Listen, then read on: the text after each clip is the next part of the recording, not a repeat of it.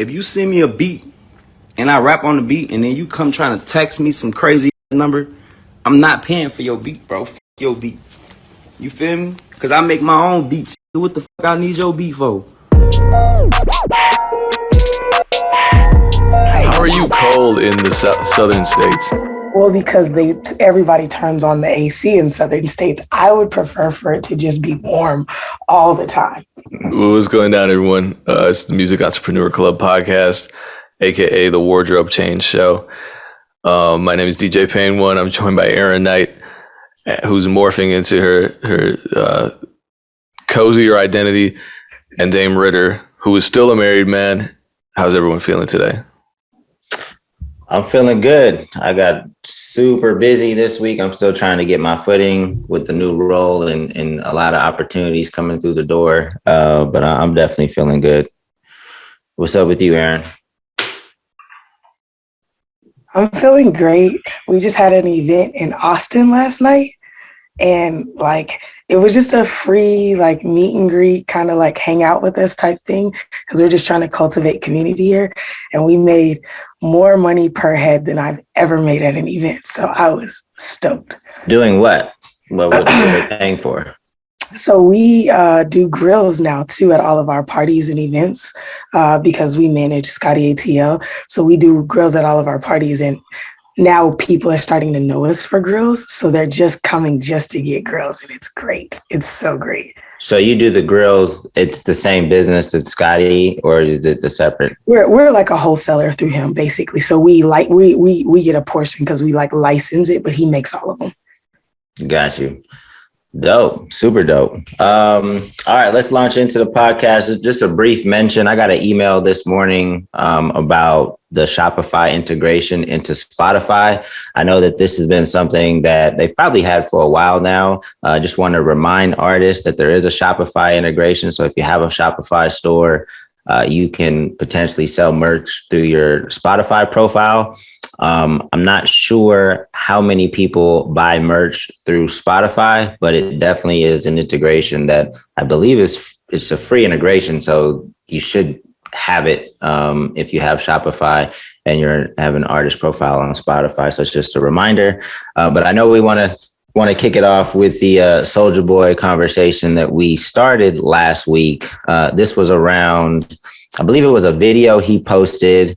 He was kind of going at producers because, producers just send him beats. They just send him beats with no price tag associated with them, nothing, just the beat. So he'll use a beat. And if he uses the beat, then the producer circles back around and wants to charge a hefty price. So we need to figure out what producers should be doing when they're sending out beats. What should they be communicating? How should they be negotiating?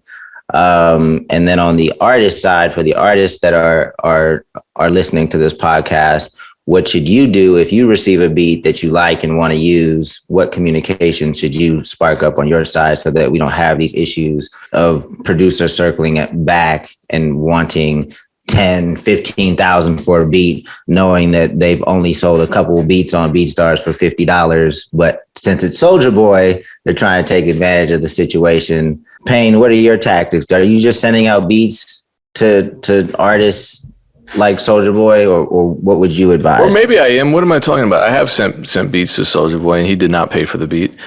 But I wasn't. He used it and didn't pay for it? Yeah, I wasn't. I didn't send it to him. It was a collab between me and another producer named Lil Keys. Way back. It was called "Reppin' for the Ocean" was the track, and I didn't really care. Whatever.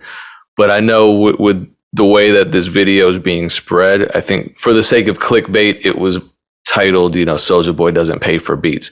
So I just want to be fair to Soulja Boy. I don't know if that sentence has been said in a while, and just kind of play it from his own words. Number one, because it's Soulja Boy and he's just belligerent and it's amazing. But number two, because I just want to be accurate. So let's hear what Mr. Way has to say. If you send me a beat and I rap on the beat and then you come trying to text me some crazy ass number, I'm not paying for your beat, bro. Fuck your beat. You feel me? Because I make my own beats, nigga. What the fuck I need your beat for? And then you fuck it up for other producers trying to do some shit like that. You email a nigga a beat for free. You don't put no number on it. You just send it to a nigga email. A nigga rap on the beat. Now you talking about I want all this thousands of dollars. I want this. Nigga, fuck out of here, nigga. You feel me? Then you fuck it up for the next producer niggas that's really trying to get on and get a single with Soulja Boy. So let me just say one thing. Soulja Boy's last successful single, Make It Clap, was leased via BeatStars through Phantom. So what does that mean? It means Soulja Boy is probably not, if he's cool with leasing beats and releasing, big records to leased beats, then that should maybe tell us something as producers as to, one, that the industry is changing, that somebody, at the level of Soulja Boy is leasing tracks. And two, that's an option for us now. We don't have to go for big money every time we send a beat to an artist. But this whole Soulja Boy thing reminds me a lot about the episode that we had in which I talk about getting loops and samples sent to me by producers I don't know. I've been defending producers a lot lately because of the whole content ID conversation. I don't know what it is about the content ID conversation that just brings out all this anti-producer sentiment where people are like, well, fuck producers. They want to lease beats. Fuck them then, content ID. That's what they get for leasing beats. And it's like, okay, that's one, not really the point, because content ID affects everyone regardless of whether a beat is leased or not. And two, it's not going anywhere. So maybe don't give yourself an aneurysm just because the landscape of the music business involves licensing, which is not a new concept. It's just one that makes you mad. But now it's time for me to look at producers and say, hey guys, in Soulja Boy's words, stop messing it up for everyone else. Producers, loop makers, and I talked about this. There was one in particular who sent me some loops, exactly what happened with Soulja Boy, but with loops instead of beats. A producer sent me some loops, and I said, hey, if I use these, what's the split? If I get a placement with them, what's the split? And if I put this online, what's the split that you want? And he was like, well, we're not even there yet, so we'll discuss it when we're there. And it's like, nope, I'm not using any of these loops because that's a red flag that you're on some funny business. And the second something happens, you're going to demand more. And I'm not leaving it up to chance because I don't know you from a can of paint and I don't trust you from a can of paint because we have not established any sort of history. So when when producers are sending beats to Soulja Boy randomly and they're like, hey, yeah, use my beat. He's actually, in spite of his belligerence, he's being very reasonable. All he's saying is put a number on it. Because if you say, hey, Soulja Boy, these beats are all $5,000, he's probably just not going to listen to them. But if you're like, hey, I'm leasing these, if you like them, $49.99 for a lease, you know what I mean? He's probably more inclined to listen to them because he knows what the business is going to look like if he, in fact, records a song to them. People don't want to invest in, so I don't want to invest in using your loops if I don't know what kind of business you're doing. Why would a rapper like Soulja Boy want to invest time and energy into recording to your beats if he doesn't know what kind of business you're doing? You got to be upfront. I feel like producers are at this weird point in our history where we get screwed over so much that we're thinking like, okay, now it's our turn to be assholes. I kind of feel that way because when you ask a producer like, hey, why do you do that? Oh, well, because fuck rappers. Or like, hey, why don't you want to pay for drum kits? Because all drum kits sound the same. I'm not paying for anything. I don't want to pay anybody. That's not even just a producer thing. Like I've literally heard executives say verbatim, like, I'm doing this because that's what they did to me. Like they just continue the cycle of ridiculous business practices because they felt like they had to go through it themselves. So, and that is weak. That is ugly. That is cowardly. Is pathetic. And all these people that are just perpetuating a cycle of abuse because something was done to them, they're only bringing more negativity onto themselves. They're not breaking cycles. They're not heroes. They're cowards. And that's not something that anyone should respect, let alone the person who's adopting those behaviors. You shouldn't respect that about yourself. If I'm in a relationship, bro, I just got cussed. I don't even want to talk about my dating life.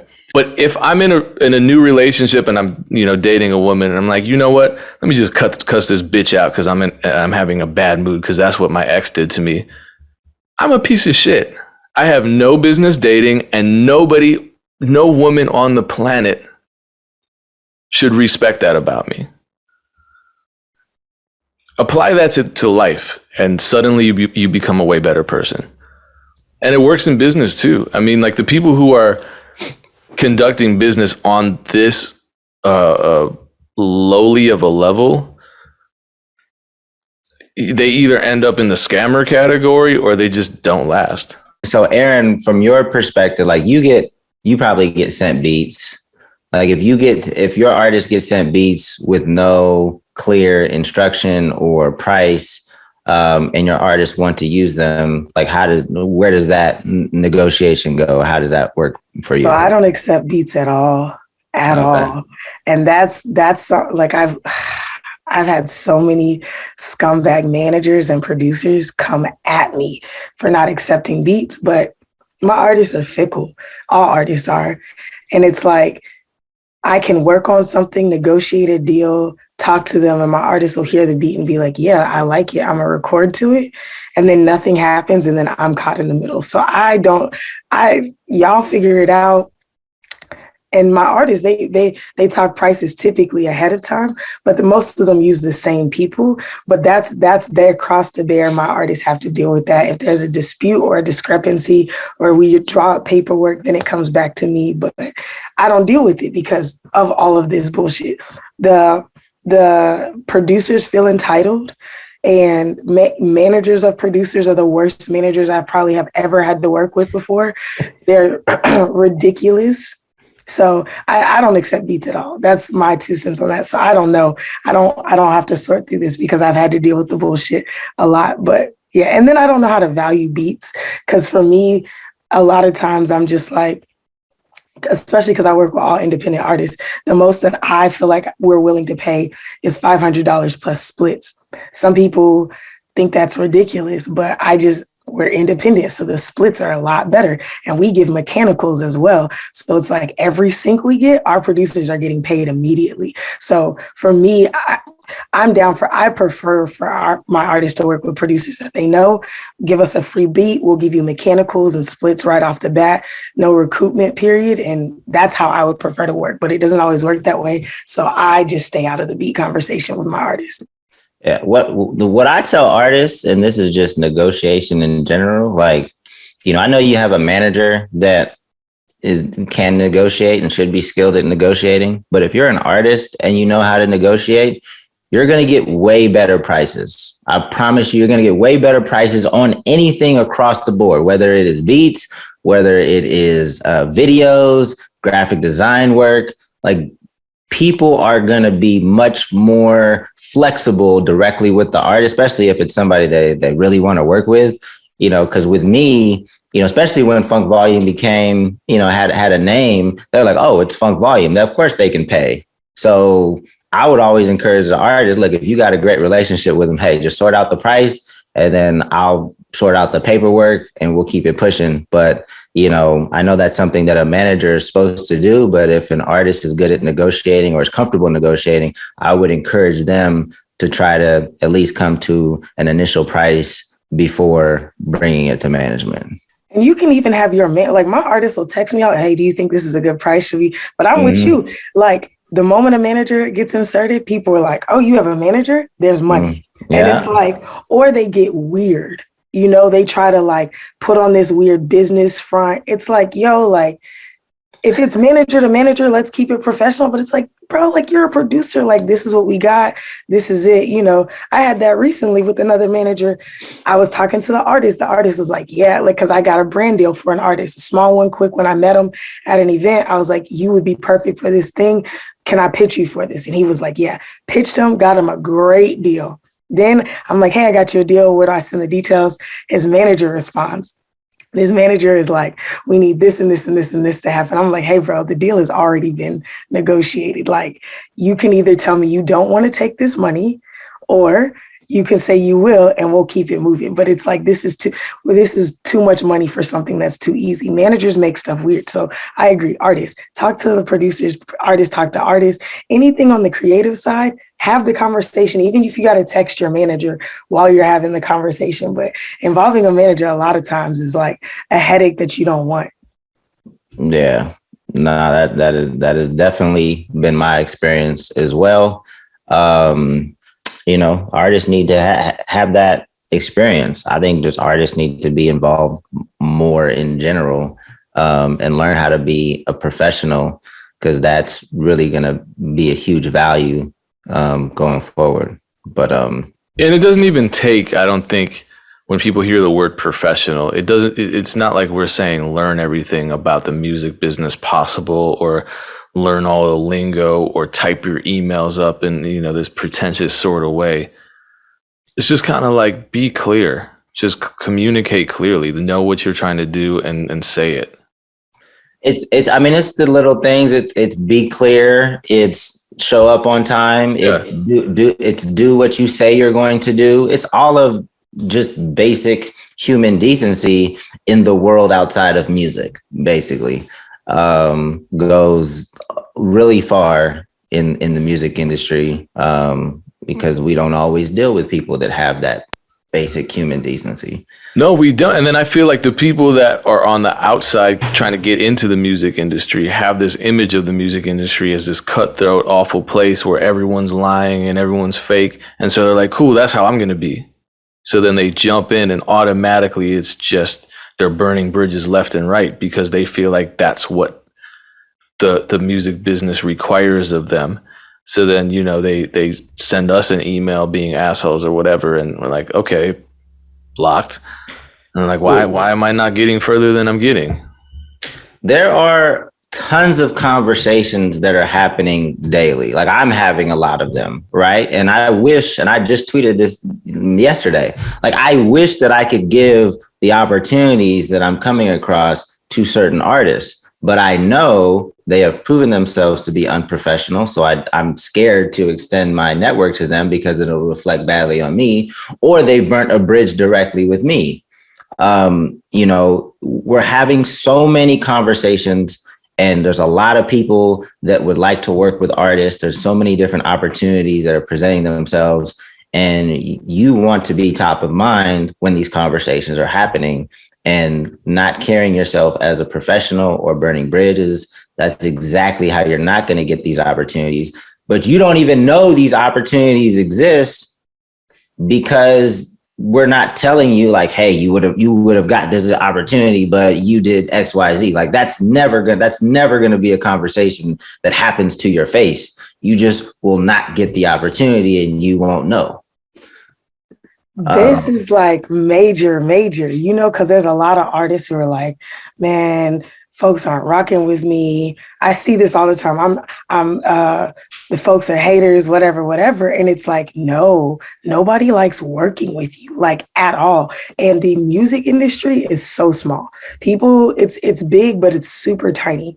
If you get on my shit list, you're on like 80 other people's shit list, because people love me. If you fuck with me, I'm going to tell hey, no, I don't rock with this artist because of X, Y, and Z, or I don't rock with this executive because of X, Y, and Z. People are like, Erinn loves everybody. If she doesn't like this person, I don't even need a second opinion. Like, there's credibility built on my side, right? And there's fairness, and there's opportunities that I'm always trying to give people. So if I'm literally like, no hard stop, you're getting the brakes pumped in a lot of directions. And so I've seen people's, especially when you work in a small scene, like, I make a lot of my money in a small subgenre of Christian hip hop. I'm one of maybe 10 voices that can really move the buck forward in that scene. Like, legitimately, it's such a small scene. So if you're on my shit list, I'm not God. I'm not in charge of everybody, but I'm saying that's a quick way to fuck your career up. Do you know what I'm saying? And it's like, you can figure it out, but you're not only stopping yourself, you're like moving backwards if you get on my shit list. And so, and because when I'm done, I'm done. And I think that people don't understand, like, it's not just about one opportunity. It's about the relationships that can derive from that and the connection points from that, you know? So it's like people, that's a major point. People have to understand that, like, it's, you will never know the opportunities that you're missing out on, you know? And people are burning. A lot of times these bridges are burnt for no real reason. Like it's no real. And I'm not going to sit here and say, hey, you need one of us to make a career in this industry. But there's no reason not to have that bridge. Like there's opportunities that can come your way that can make it a lot easier for you. And to burn bridges for no real reason is ridiculous. So if you know that you've done something wrong or you're not seen in a good light with someone, there's nothing wrong with saying, I'm sorry. That is not said enough these days. If you've done something wrong, just say, I'm sorry, and try to make it right. That's all. I mean, maybe not for Erinn, because she says she's done. No, but that's good. That's so, like, I may not try to help you again, but if you apologize to me, especially as a Black woman, I do not hear apologies, especially from men. If you apologize to me, that speaks volumes. I may not try to plug you in, but I had an artist who came to my festival last year, and he gave me one of the most heartfelt apologies. He was like, I'm talking about, I was for sure intentionally ruining opportunities for him because of what he had done to me. It was bad. Like the dude was so disrespectful to me and like kept lying about me. So I was like, every time I heard he was doing something with somebody, if I knew a friend, I'd be like, hey, this is what this cat did to me. You should watch out. I normally don't make calls like that. If people ask me, hey, I don't like him. I was calling people about this dude. He gave me one of the most heartfelt apologies. And at the end, he was like, I'm not saying this just so that we can work together in the future. Like, I really mean it. You know what I'm saying? Like, he spent 10 minutes talking to me, owning up to what he had done, stuff that I didn't even know he had done to me. I was like, damn, yeah, you were grimy, you know? But so like, I'm not pushing him forward, but when people bring his name up, I don't have anything bad to say about him. So I do think apologies are important, but I also think people who apologize when somebody's up are really shysty. Like, I have rappers DM me apologies all the time now, because I had a lot of rappers try to shit on me. Hey, Erinn, if I've ever done anything, I'm really sorry. You know you've done something. And then you know you're apologizing to me because because I'm posting about stuff, you see that I'm up. I had one guy, he reached out, he was like, I know we don't have the greatest relationship. I just want to apologize for what happened with my manager. And I was like, it wasn't your manager, it was you. I have my own issues with your manager, but you did this, this, and this. And I said, and you're arrogant. And he was like, I'm not arrogant at all. That's not, anybody who knows me would never say that about me. I would love to get the chance to know you so that I could reaffirm that I'm not arrogant. I'm like, I'm telling you, you are, and you're trying to convince me you're not. I don't want to talk to you. Like, you didn't apologize. You're just trying to like clout chase now. So I don't know. Yo, the Christian hip hop, apologize the right way. The Christian hip hop scene is out of control. That's all this drama. You guys need a reality show. What's going on in the Christian hip hop space? Yeah, yo, it's a mess. It's a mess. But we're working on it. I'm here because I want to change it. Loving Christian hip hop. Let's get it. Let's get it. I got a new worse than loving hip hop. I got a new show. What's homegirl's name? Moni Love? Did I just make that up? I feel like that's an artist, Moni Love. Yeah, Moni Love's an old school rapper. Yeah. No, it's not Moni. Is it Moni? Is it both? Moni Love? Is she also Money Long right now? No, not Money Long. I know Moni Love is an old school artist, but who's the lady that's in charge of love and hip hop? I thought you're talking about Mona Scott Young. Mona Scott, not Moni Love. Mona Scott. Talk to Dame. Yeah, we got to get her on the line. We got a new series that I think will be popping. Honestly, if you just followed me around as an artist helper, y'all would get a ton of content. Y'all conversations I have. Even my business partner, he's like, artists talk to you different than they talk to me. I'm like, yeah, I know. He said artists talk to you different? He said? Yeah, like even right now we co-manage an artist. The artist keeps calling him, but is ignoring me and is like, man, I think Erinn and I got beef. And I'm like, just call me. I don't have any beef. I tried to call the artist, but he keeps calling my partner. And I'm like, I don't get it. Don't be weird. Art, like that should be the theme. That should be another theme of the year. Don't be weird. It's a lot of weird interactions, and I think a lot of it has to do with, you know, maybe being an artist, but like just how young people are growing up these days and not having to really communicate directly with people. Well, let's talk about that then, because I sent Erinn some screenshots. I sent both of you some screenshots, but I feel like they resonated especially with Erinn, because we had a conversation about time wasters, a long conversation about people wasting time in the music business. And rather than, I mean, the stories are funny. Like, it's funny that I got, I'll give you a rundown. I got a text from somebody, a series of texts. This is what I get for putting my phone number out there. This was, I think, through, I won't say the platform because I don't want to associate the platform. Why did you put your phone number out there? Because yeah, I mean, it's easy to just, it's not my personal phone number, but it's easy to just get a text to, you know, people have questions about beats or whatever. It's easier. Email is fine too, but some people prefer text. So, and you know, like certain platforms, you can't put your email address in a bio, but you can put a text. So that's what I did. Anyway, I got this message out of nowhere, and the message said beat. And I replied. It was in the morning. I said, "Good morning. I got your text," but all it said was "beat." You already messed up, man. You already. But this is the thing. You know, we're doing business, so we're trying. Like, I will at least give people the benefit of the doubt. I'm not the guy that's going to be upset off automatically or reactive automatically. I'm going to give people a chance. So I replied, "Good morning. I got your text," but all it said was "beat." He replied, "Yes." This is definitely under the weird category. It is. It's basking in the shade of the weird umbrella. And so I said, "I do not understand. Please clearly explain what you need so I can make it happen." His reply was hip hop beat. Yeah, I kept trying. Finally, I was just like, "Look, man, please waste someone else's time. This isn't going anywhere." Oh, then suddenly his vocabulary expanded. Suddenly, this guy can actually type full sentences. Suddenly, I'm getting full responses, and it's all him and his fucking feelings talking about, "Oh, I should have never fucked with your beats. I can't." Bitch, why the fuck did you not type a complete fucking sentence from jump? Now you're upset in your feelings because you're acting like a fucking kid that stole his auntie's cell phone? Now you're upset at me? Now you can type? The fact that you're upset because you're a weirdo and I'm asking you clarifying questions that you can't answer, suddenly you've been given the power of speech. Suddenly the rays of sunshine from heaven have burst through the clouds, entered into your heart, and giving you the power of a full fucking lexicon. And now we need to change the rating on the MEC podcast. Thanks, babe. No, it's funny. Didn't we have a talk where like I needed to be less monotone and more dramatic of a personality? I like this. This is the dynamics that I need.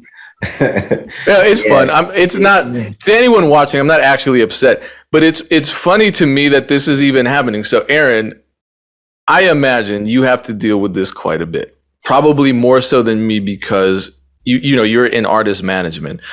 So you're getting a ton of inquiries from people who probably misunderstand the management's role and I imagine are very entitled when approaching you, especially given that you're a woman in the music business. Yeah, and I'm nice. Like I genuinely am a kind person. I like people. So that entitlement is what precedes almost every conversation. If people have any type of context for me, their assumption is that I owe them something because I'm a nice person. And I'm super pro-Black and I talk about it all the time. So then Black people are like, Black rappers specifically are like, help me out. And I'm like, help yourself. and then help me, and then I'll help you. You know what I'm saying? Like, it's just, so yeah, a lot of times, and I want this to be helpful. So I don't want this to be a rant, but I'm going to give y'all some examples, because you're right. It's like my emails, I have now 7 different emails. My emails are full. My DMs, I just don't respond to them because they're so unprofessional. But then there's all the like, check DM comments, right? Those are ridiculous to me. But yeah, so in order for you to network with somebody, you have to have some value, right? And this is like, same thing that you say, Dame. It's like, apparently none of the real world rules apply to the music industry. And I don't understand that. It's like people come in and they lose their mind. But the same way that you would approach a stranger, you're not going to immediately walk up to them and ask them for something. Just because you see me on social media doesn't mean we're not strangers. Like, we are definitely strangers.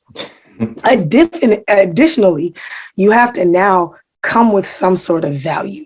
If you don't have any value, a compliment or a genuine encouragement is the value, but don't float that up there expecting an immediate return. Because that's what a lot of people are like, man, Erinn, I was so encouraged by this, or I really like this. You're super dope with this. I say thank you. And then they're like, check out. It's like, yo, like, again, if you compliment somebody's shoes in public, and then they say thank you, you won't immediately ask them to give you their shoe collection. Like, that's what it feels like. People are immediately asking me to give them all of my knowledge, intellect, know-how. Or my favorite one lately is, let me pick your brain. And I'm like, yeah, hit the link in my bio. We can connect on a call.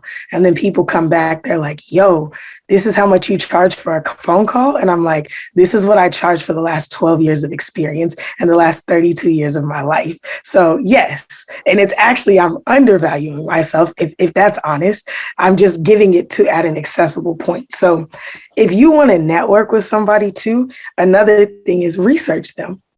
I know people have no idea or zero context for me by the way that they approach me, right? Because if you know anything about me, if you shoot me a dumbass DM, you're not going to get a response. If you come with an entitled ass text or email, you're going to get a response, but it's not going to be the one that you want.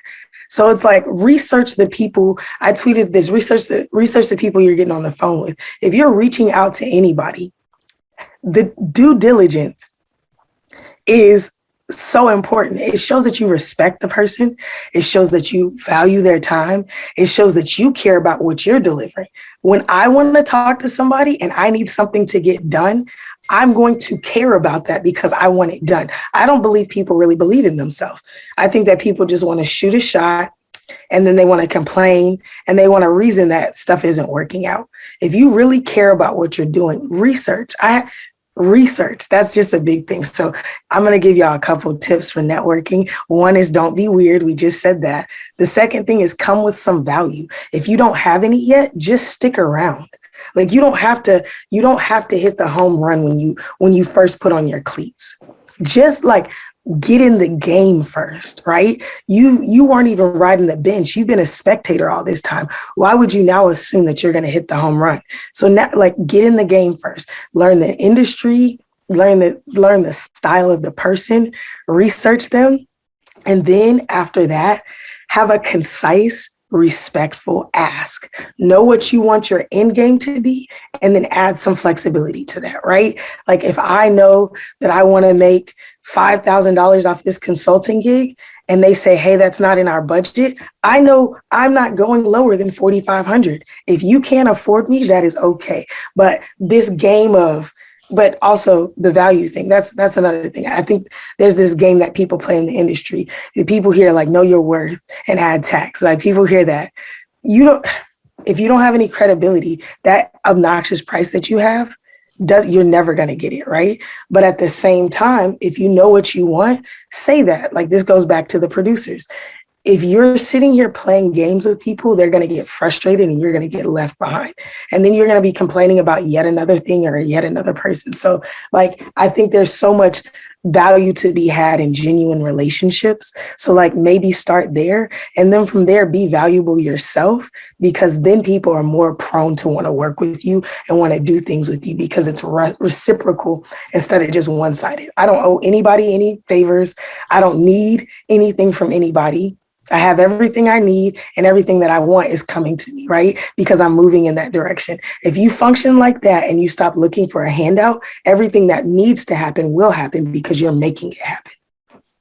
And this stuff doesn't stop. Like, we still use the same practice. Like, if I meet somebody new, I probably go to link, or if I'm put on a call with somebody and I know the call's coming up next week, I'll go to LinkedIn, see what school they went to, see what other companies see what kind of shared interests we might have, mutual contacts we might have, ways to, possibly make the conversation more memorable when we do have the conversation. I think that research is super important. And you have to know that the people that you're reaching out to are probably super busy. Like, a friend of mine is the CEO of a pretty big company. So I hit him up and I was like, look, I know you're busy, but definitely want to, catch up over lunch. He said, yeah, May's crazy. I said, all right, I'll just throw something on your calendar for the end of May. I try to make it super quick. I'm not trying to have a catch up in DMs. I'm trying to get it quick, put it on his calendar. If he tells me that it's got to move, then boom, we'll move it. No problem.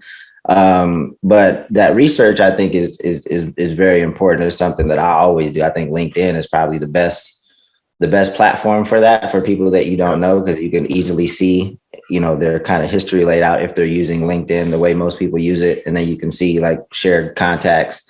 So yeah, I agree with everything that Erinn said. Look, sure. I want to add two things, just for me, and I'm sure other people would appreciate this. One would be not trying to build suspense with your inquiries. I don't know why people do this, but they'll reach out and say, hey, I really need to talk to you about something big. It's like, okay, just tell it to me. Well, can you call me? Just tell it to me. Well, hold on. Just tell me, can we meet up? It's like, just tell me what it is. In business, people aren't just going to take meetings. That's just not how it works. People just don't take meetings because you want to have a meeting.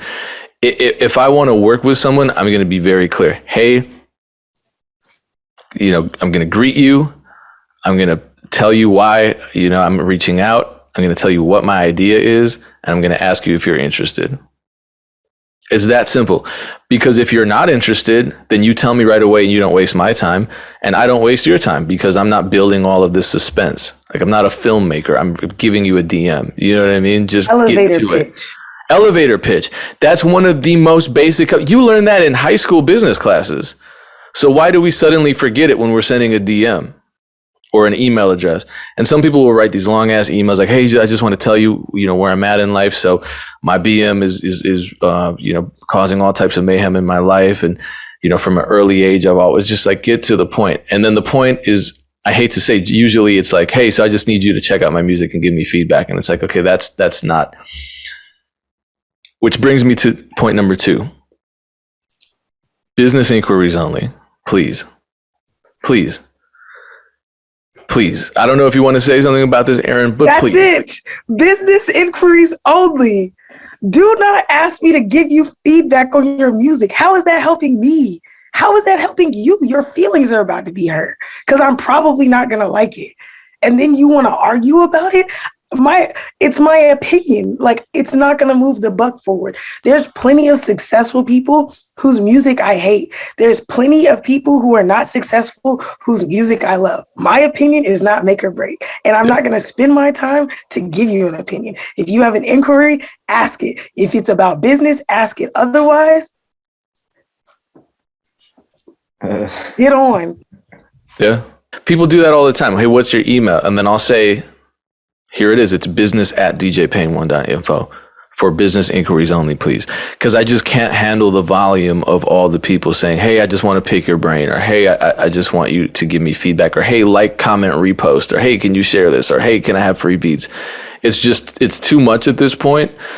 And, you can call a person who values their time cocky and egotistical and narcissistic until you're blue in the face. It doesn't matter.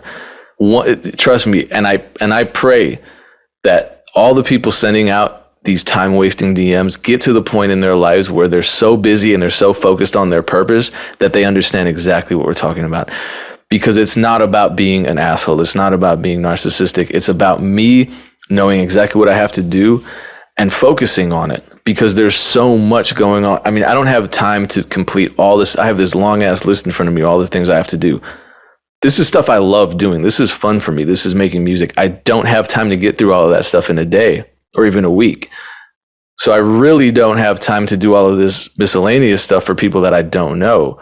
You know, if ever I have a free moment, which is never, but if ever I make time to have a free moment, I want to take a hike or something. You know, I want to see my sisters. I want to see my parents. I don't want to listen to music just because it got sent to me and by someone that I don't know. And again, it doesn't matter what I think of your music. I could think it's the most amazing thing on the planet, and that's not going to do any good. I mean, the danger is if I say, hey, I love this music, then you're going to ask me for a favor. Like, well, hey, can you help me get it to Drake or something? It's like, all right, man, now I'm not a fan anymore because you're being unreasonable. You're just kind of trying to use me. Someone did that to me the other day where they're like, hey, I posted my, on Instagram, you know, about my single, you know, now I have a gold single, and someone's like, hey, I want to collab with you because I need a plaque and I need to get my sales up.